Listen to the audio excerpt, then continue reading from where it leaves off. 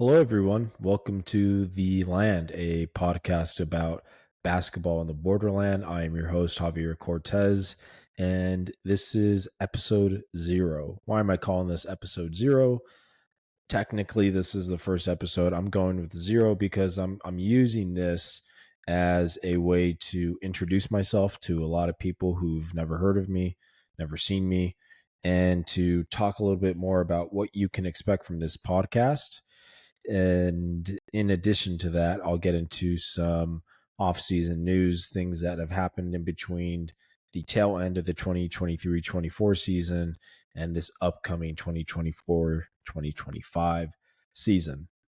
So first, as I stated, my name is Javier Cortez. I will be the host of this podcast.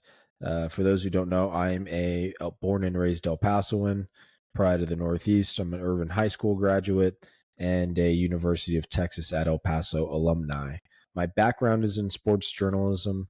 I worked in the greater El Paso area, I would say from 2012 to roughly 2018.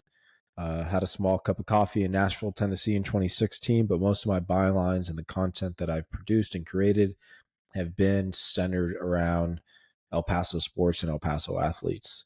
After 2018, I decided to take a break and made a career change. And over the past 5 years, I've been cutting my teeth within higher education, getting my master's and teaching at UTEP. But it wasn't until last year that I started to get an itch to get back into sports media. So I started writing for this site called Prep Hoops. Prep Hoops is part of this bigger, broader prep network that covers and scouts, evaluates, and writes about high school athletes, across various sports in all 50 states. And so I started writing for Prep Hoops last year. That's where some of you who may follow me on Twitter probably know me from the work that I've done for Prep Hoops. And to my surprise, I enjoyed it a lot more than I ever thought I would.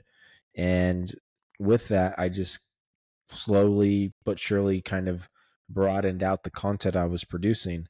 I love working for Prep Hoops. I'm still going to be writing for them this upcoming season. And in addition to that, I'm also going to be writing for Girls Prep Hoops this upcoming season, and I've already produced a few articles for that website.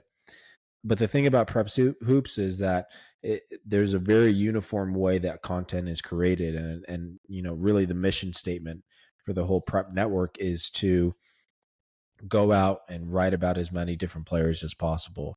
And although I love doing that, and I'm going to continue doing that, I wanted to broaden the scope of what I write about. So in the midst of last season, I decided to create my own Substack, which is where I started to cover boys high school basketball in a much broader way, kind of recapping what happened throughout the week, producing power rankings. But the really, really big thing that I produced for the 2023-24 season was the Borderland 50 rankings. The Borderland 50 rankings, for those who don't know, was my ranking and evaluation of the top 50 prospects in the Borderland area. It was a huge project that was generally received very well. And after that, I shortly decided that the next kind of extension of that broader content that I'm going to produce should be a podcast, which brings us, here today in August of 2024. So it just made sense to kind of extend out what I was already doing on my Substack. For those of you who don't know, you can reach my Substack at iLikeSports.substack.com. Here it is for those who want to see. This is the front page layout with my Borderline 50 rankings and the latest story that I did back in June. So please go check out my Substack, subscribe. It's completely free, and it gives a little bit more in-depth insight into what I do and write about for Prep Hoops. But a deeper reason to creating this podcast, and really part of why I also created the Substack too, was there's just simply and sadly not enough coverage of sports within this area.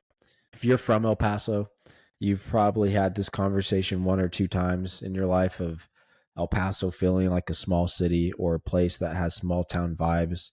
And although it might feel like that, El Paso by no means or no measure is a small city. In fact, it's the exact opposite. El Paso is one of the largest cities in the United States. I believe it's the 22nd or 23rd largest city within the United States. Is it as big as Los Angeles or New York or Dallas or Houston? No, absolutely not. But it is still a very big place.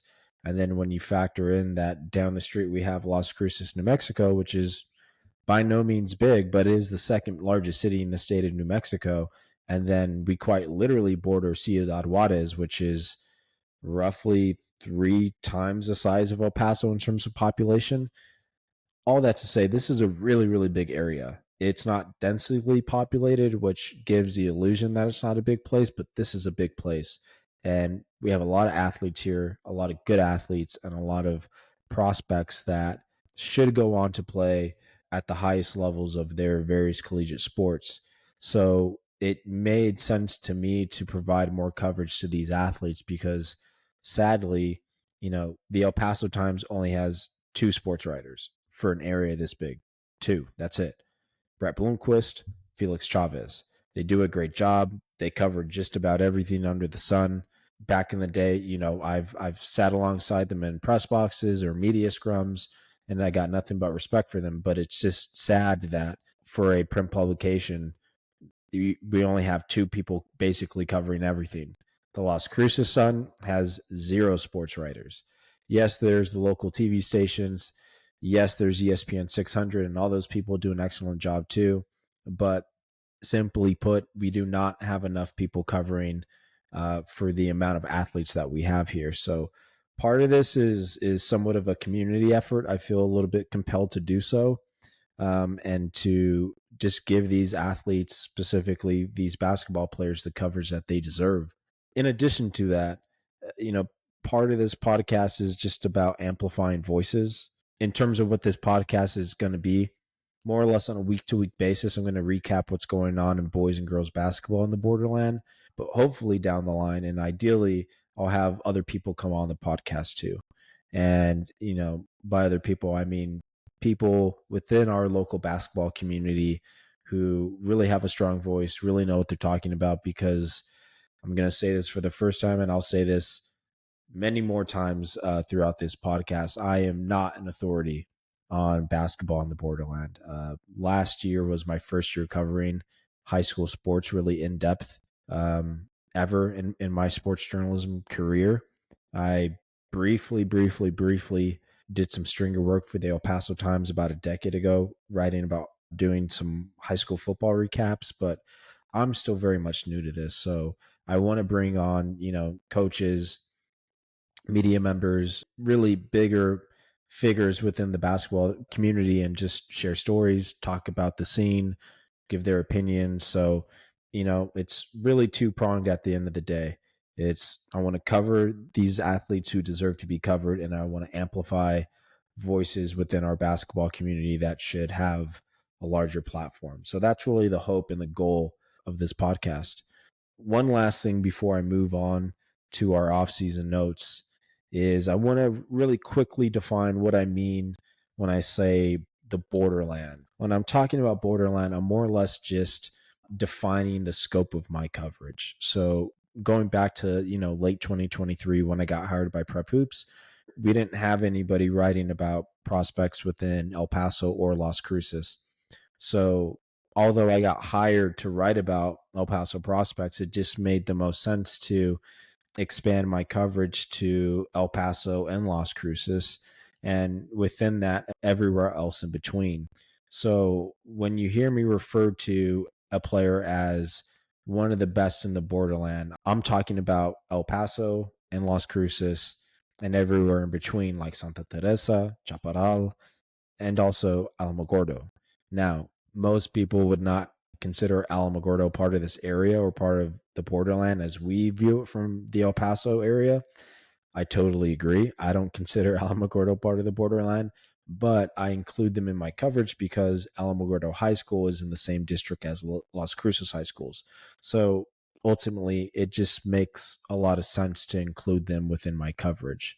That's roughly, I think, 41 high schools, including public and private. That's another thing. I'm not only covering public schools, I'm covering private schools. So that's more or less what I mean by the borderland. It's just to encompass the scope of my coverage. So, everywhere from El Paso to Las Cruces and everything in between.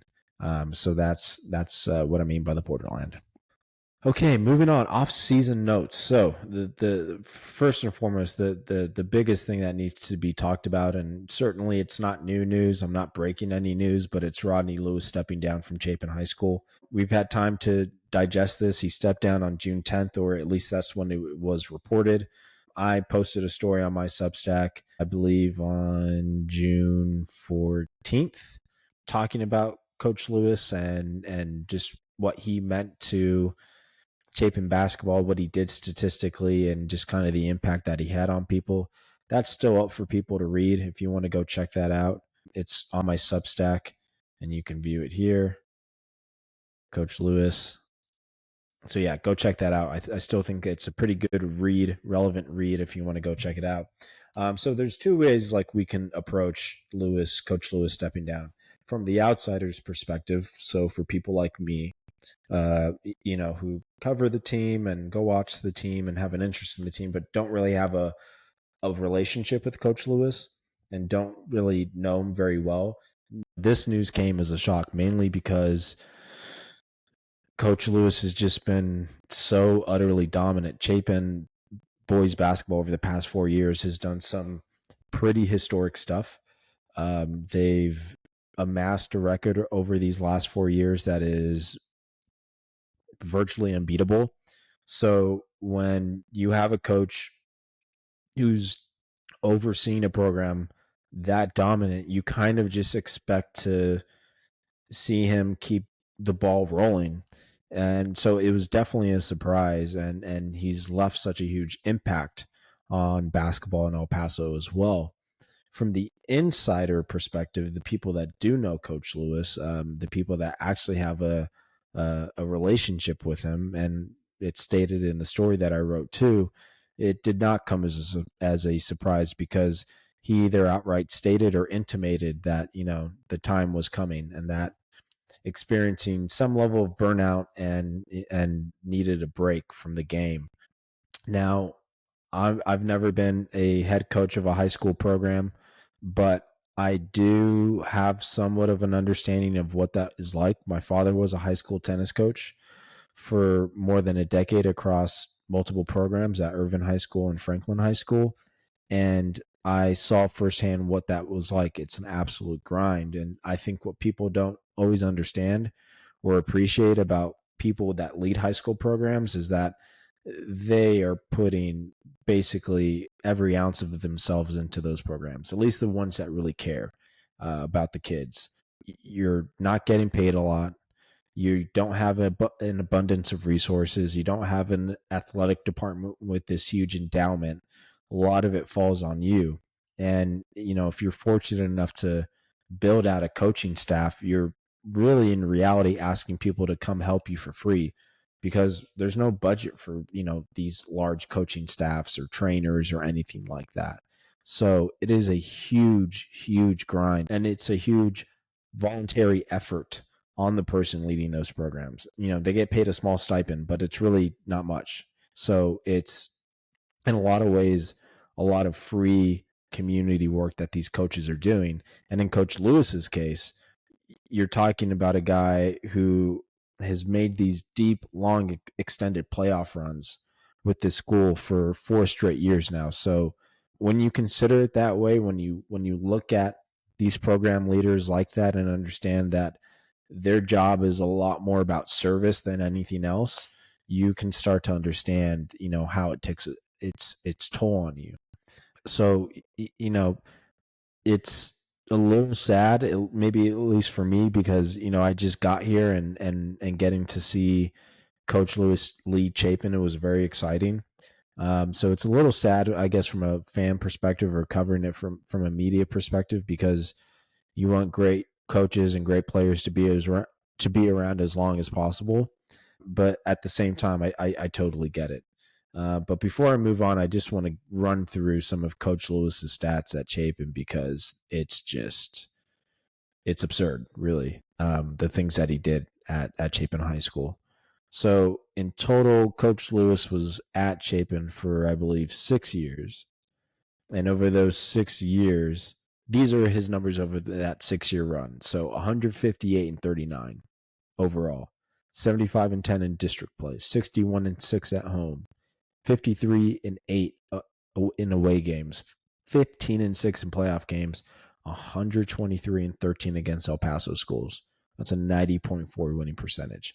Now, Coach Lewis, over the last 4 years, his last 4 years at Chapin, he truly did something historic, really something unprecedented, I think, in El Paso sports. 116-19 overall, 52-1 in district play, 52-1, 47-0 at home, 38-2 in away games, 14-4 in the playoffs, 86-1 against El Paso schools. Chapin currently has a 72-game winning streak that started in 2021. And by the looks of it, with their returning roster, that winning streak is not going to stop anytime soon. So this is a multi-year project of dominance that he's put together. He's won more than anybody. He's put more kids in college programs than anybody. And he's made deeper playoff runs than any other coach over these past 4 years. And he's without a doubt on the pantheon of all-time great high school basketball coaches within, the history of this area. His resume as a head coach may not be as long as some of those other all-time greats like, Mike Brooks at Americas, who is still getting it done to this day, or Tony Harper or Gary Pippen, or of course the legendary Jim Forbes at Andrus. But in the short time that he was at Chapin comparatively to those other great coaches, I mean, he stands at the same level with the rest of those coaches, at least in my opinion.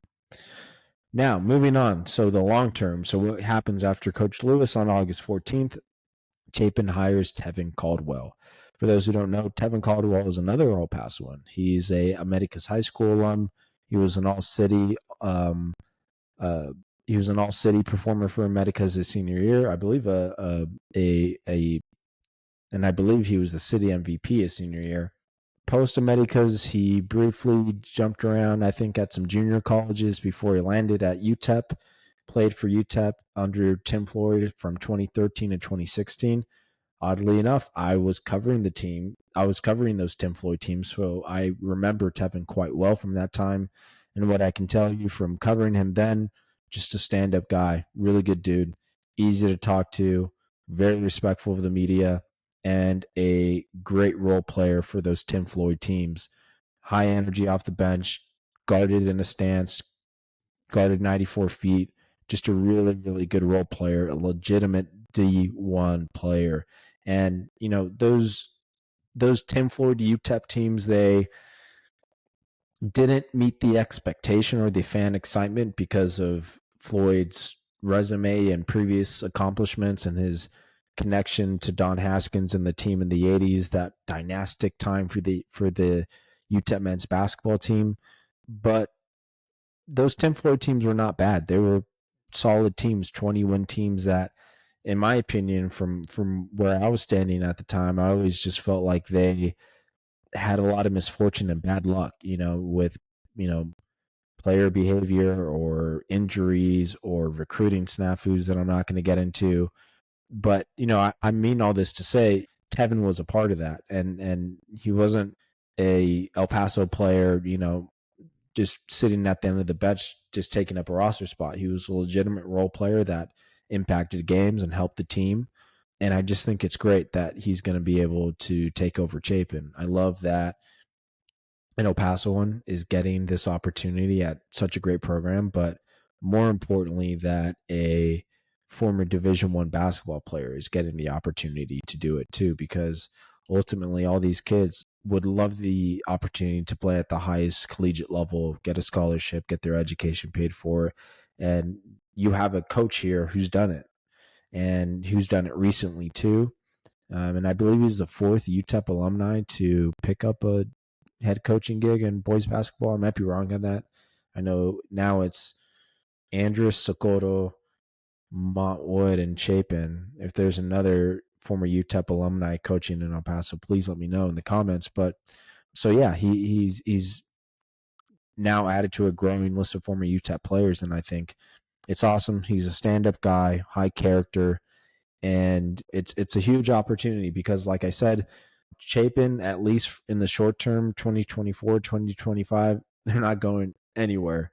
They still have the best talent in the city, but more importantly, the best depth of talent too. That has not changed.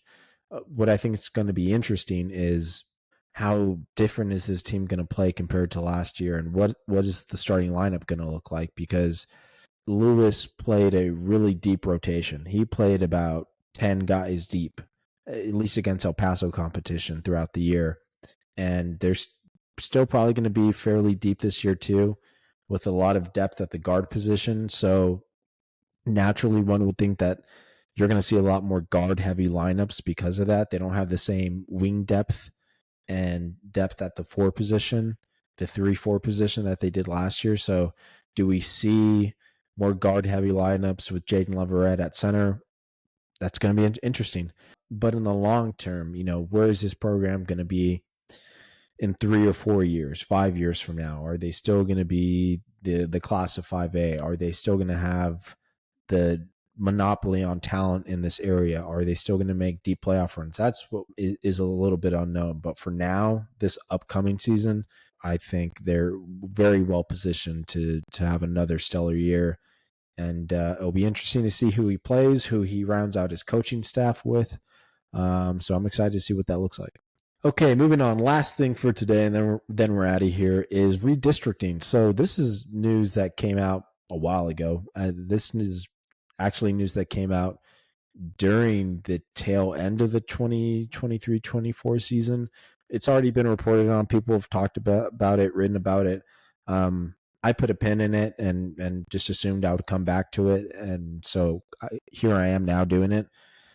So for those who don't know, Americas High School and El Dorado are moving down to 2-5A, formerly 6A, moving down to 2-5A. And then Ysleta High School is going from 2-5A to 2-4A. So I want to just briefly talk a little bit about that. Not too much in depth because I don't want it to step on the preseason preview stuff that I have, coming out later after this episode. But I just want to get into it a little bit because I think it's interesting, and there's some interesting developments that are going to go along with that. So I'm going to start with the impact that it's going to have on the boys' side, and then I'm going to move to the girls' side simply because I think that the quality of girls basketball in 6A last year and what this kind of means for 6A girls basketball is a little bit more pivotal. So America's boys basketball last year, they went 29-5 and 14-2 in district play. They won a share of the district title with Franklin last year. But America's was the most consistent 6A program from start to finish. They had some really close, tough late season losses that opened the door for Franklin to get a co-share of the title with them. But this was the most consistent team in 6A and arguably the second best team in the Borderland. Obviously, Chapin was the top team in boys basketball last year. And you could argue maybe Oregon Mountain from Las Cruces, who went undefeated in their district play, and they were the state runner-ups in New Mexico. But Americos was right there, very consistent, and trouncing opponents from the start of the season really to the end. One of the best defenses, and obviously one of the best coach teams too. They lost a fair amount of their top players from 2024. Off the top of my head, 3 of their 4 best players graduated. So if they were in 6A basketball, I would not assume that they would have a repeat of what they did last year in terms of games won. However, moving down to 2-5A, that's a little bit of a different story because they're going down to a different district that competitively is not as good as 6A, if I'm being quite honest. And the defending district champions from last year in 2-5A, Ysleta, are moving down to 2-4A, which is a bit of a bummer. It would have been really fun to see how Americas and Ysleta match up and play against each other, most notably because Ysleta has Isaiah Thompson. For those who don't know, Isaiah Thompson is one of the premier prospects within the Borderland. I believe he was my third ranked prospect in the Borderland 50 for 2024. 6'2", 6'3", hyper athletic wing who can go about getting buckets in a lot of different ways and has a lot of flashes of great defensive potential. That would have been really fun, but that also means for Ysleta moving to 2-4A, we're probably going to see a monster statistical season from Thompson because it is a different class of players when you start moving down districts, if I'm being honest. So that's going to be interesting. Just kind of see that, they're probably not going to be the same team they were last year, but they'll probably be big favorites within 2-5A along with Hanks. On the girls' side, I find this to be a lot more interesting. America's girls basketball is coming off a 27-7 season. They went 14-2 in district. I believe their only 2 losses last year were to Eastwood, who won the 6A district title. Interesting thing about America's moving down to 2-5A. So number one, they're returning basically all of their top talent. Kylie Marquez, Kaylin Madrano, Mary Brooks, Jaden Herrera, all coming back. And they're moving into a district with Hanks High School, the Hanks girls basketball team, defending 2-5A champions, won 23 games, went undefeated in district play, and they're basically returning all of their top talent too. So I think that's going to be a really fun and interesting race, and it's going to be a real big test of the quality that Hanks produced last year because you're getting one of the elite programs in Americas joining them now. For 6A girls basketball, it is a bit of a bummer because last year there was kind of like this 4-headed monster with Eastwood, Franklin, Americas, and Pebble Hills, all 4 really, really solid teams with some of the best players within the Borderland. So America's moving out of that. I think it positions Eastwood to probably be the favorites to repeat. They lost their best player in Amaya Williams, but they still have a lot of top returning talent, and they still have one of the best coaches in the Borderland as well. But I really think that Eastwood along with Pebble Hills, that's going to be a really interesting battle for 6A basketball. And then you can't forget Franklin, even though they've lost some pretty important talent on their team as well. They always put out a pretty respectable team. But not to get too much into the weeds of previewing what's to come, because I'll have that for later episodes.